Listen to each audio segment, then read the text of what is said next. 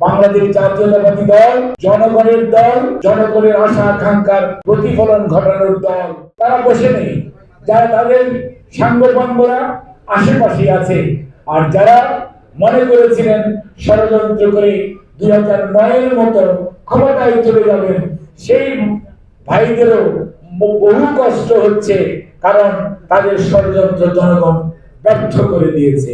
কাজেই মনে রাখতে হবে, এই জন আকাঙ্ক্ষাকে, এই জনগণের যে ঐক্য, এই ঐক্যের মধ্যে ফাটল ধরানোর জন্য কেউ কেউ বিভিন্ন ভাবে চেষ্টা করতে পারে, কিন্তু মনে রাখতে হবে বাংলাদেশ জাতীয়তাবাদী দল জনগণের দল, জনগণের আশা আকাঙ্ক্ষার প্রতিফলন ঘটানোর দল, এবং জনগণের আশা আকাঙ্ক্ষাকে প্রতিফলিত করার জন্য যে দলটি সৃষ্টি হয়েছে তার নাম সকল ধর্ম বর্ণ নির্বিশেষে সকল মানুষের অধিকার সংরক্ষণের দলের নাম বাংলাদেশ জাতীয়তাবাদী দল।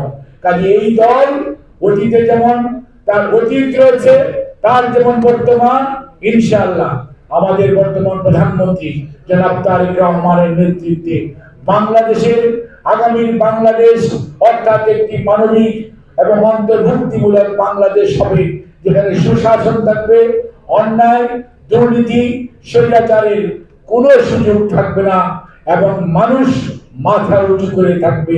এইরকম একটি বাংলাদেশ যদি আমরা বিনির্মাণ করতে পারি, তাহলে সাজ্জাদ বলেন, সেলিম তালুকদার বলেন, আর ইঞ্জিনিয়ার আতিক বলেন, অর্থাৎ আমাদের শত শহীদ শত ঘুমে যে আজকে আমরা যাতনা বহন করছি, সেটি থেকে আমরা বেরিয়ে আসতে পারবো।